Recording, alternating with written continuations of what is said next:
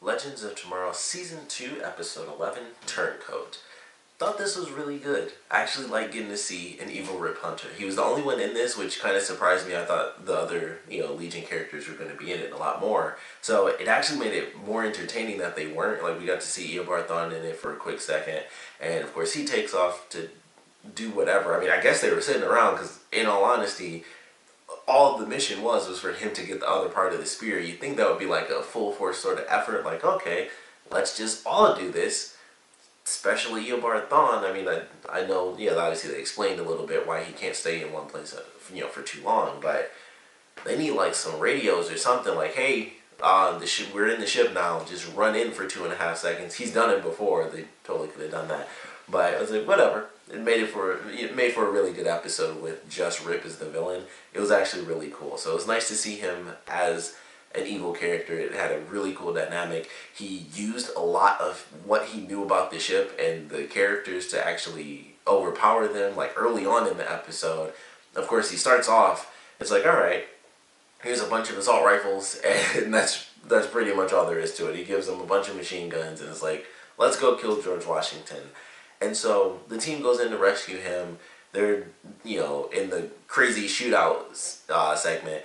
And that's when Rip first shows up. And he just started off pretty hardcore because it's like, hey, Sarah. And then he just shot him in the stomach. Like, I thought there was, TV. I'm like, all right, there's going to be some back and forth dialogue here.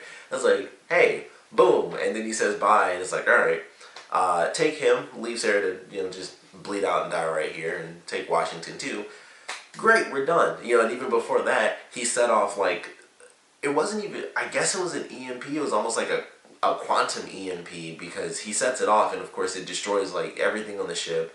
It screws up Ray's suit, so he's miniaturized the entire episode, which I kind of wish they focused a little bit more on that, because I thought it could have been cool. But he would have, like, little, it almost seemed like 30-second segments where he's walking around the ship, and I was just thinking, like, especially when they got to the end of the episode where he, flips the switch.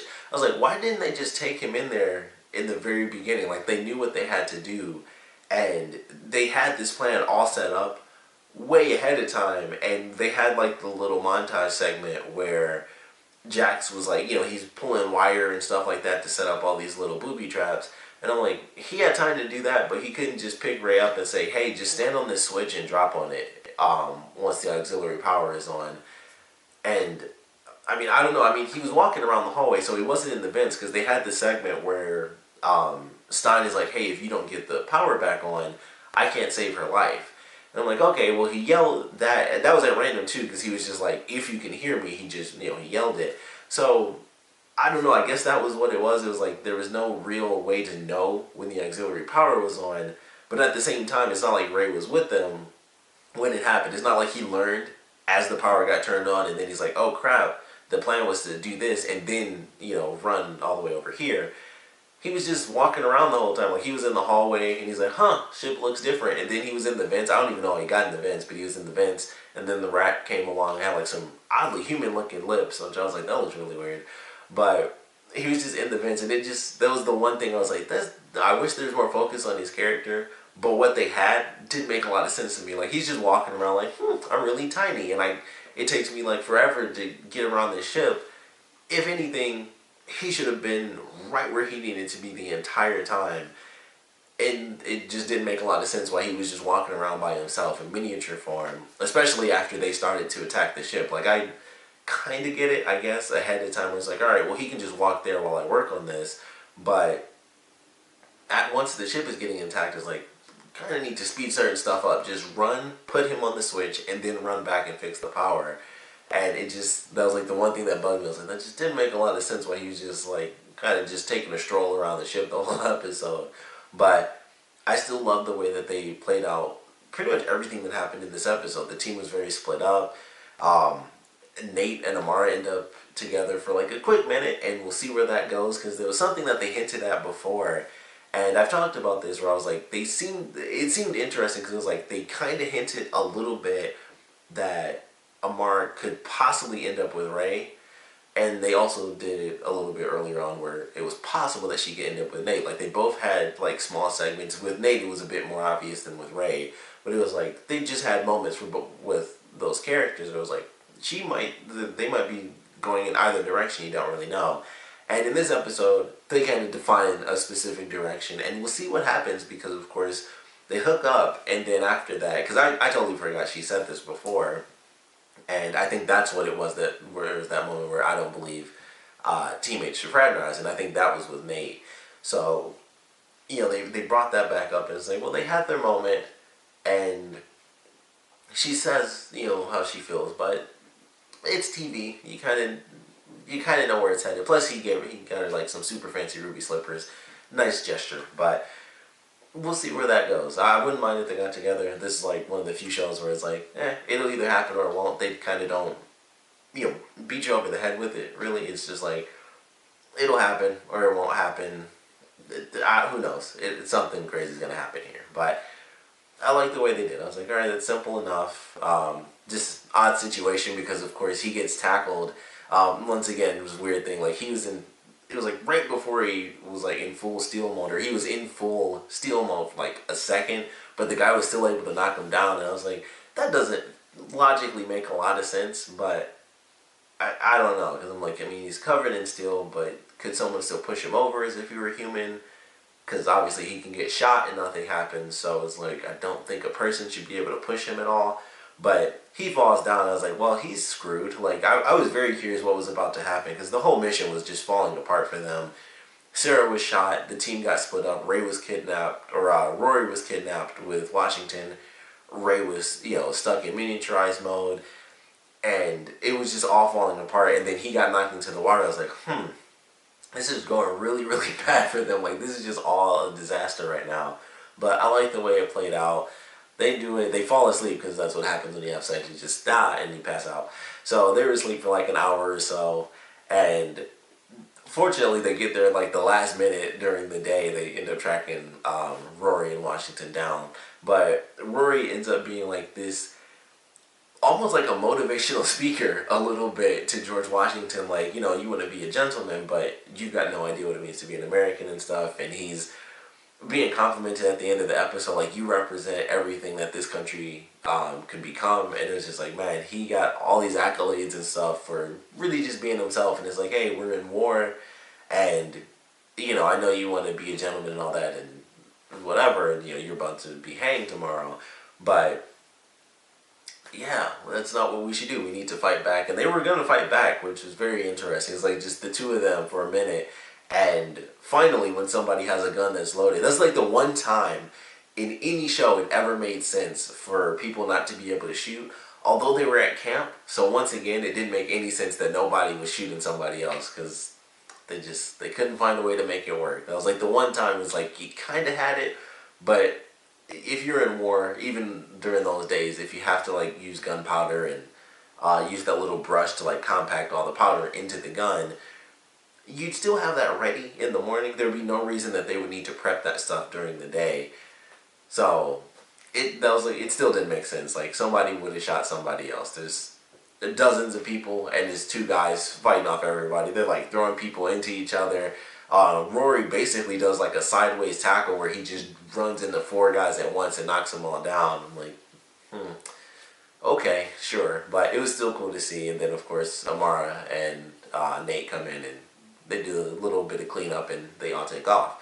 But I loved how that played out, and Rory ends up having a statue in his own honor from George Washington, so that was definitely funny. But I like the way it played out. Rip killing Sarah was a really great scene in the episode, because I was like, well, she can't actually be dead, right? I forgot that that Gideon could literally bring people back from the dead if brain cells were functioning. I forgot about that, because I'm like, well, she's like dead, then that's it, right?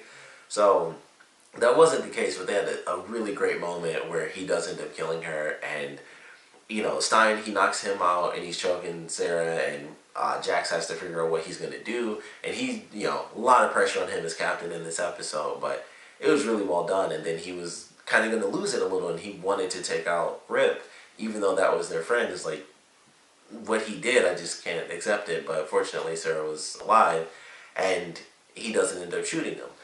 And then there was another thing that bugged me in this episode, And that was the fact that they let him go. I was like, I know that he doesn't have to like shoot him and kill him, but he could definitely just hold him up, and maybe if he does something, we just beat him up a little bit and just take the spear. But they just let him walk away. Like the way they did it, it kind of worked because of course if they attacked him, they would have been attacked by who knows how many guys at once. Because of course he was Reiko.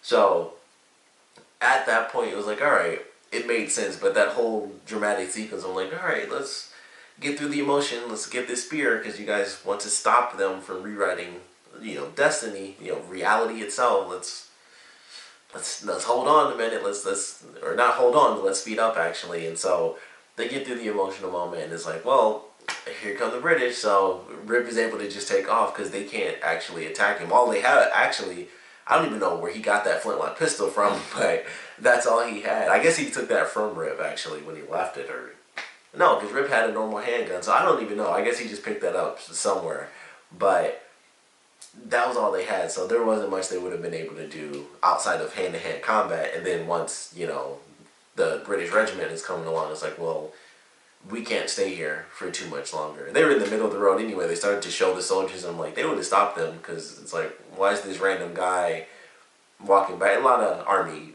jargon and stuff, like why would he be walking in the opposite direction? Who are these random people? A lot of other stuff would have come up right there, but really enjoyed this episode. Can't wait to see what they do in this next one with, the spear and all the chaos that they seem to be showing off for the next episode. So definitely excited. Thought this was a great one with our first look into an evil Rip Hunter. Excited to see where they take that, how long that's going to go on for, if it's going to be, well, it's not going to be permanent, but how long is it going to be a part of the series? Either way, it was really cool. I really loved this episode. Thought the action was good. Just the way the team was split up. And I think they did that before, and I really enjoy it. Sometimes when it's just really bad for the team, it makes for a really good episode because they're just trying to do whatever they can to just freaking make it work, and it just gets harder and harder as the episode goes on for them.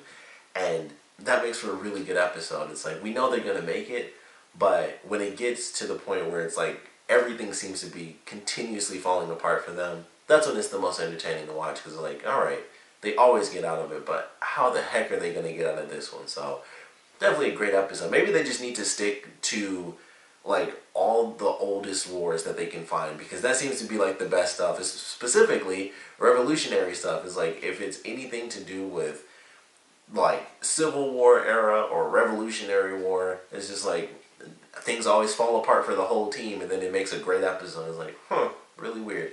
But definitely a good one. We'd love to know what you guys thought about it, so please comment below. Let me know your favorite parts, your least favorite parts.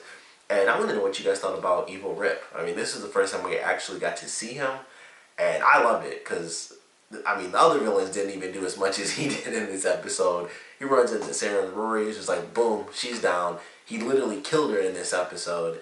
So he did some much harsher stuff than we've seen pretty much either of the, or any of the other three villains do in the entire series, I'd say. Or I guess this season. I mean, maybe you go back to the first season and do literally taking over the entire planet. That's a little hard to beat. But as far as the current villains, I feel like Rip did the most out of any of them. So I loved it. I thought it was great to see. Like I said, I'm excited to see where they take it. But we'd love to know what you guys thought about Evil Rip and this episode in general. So please comment below, let me know. And thanks for watching.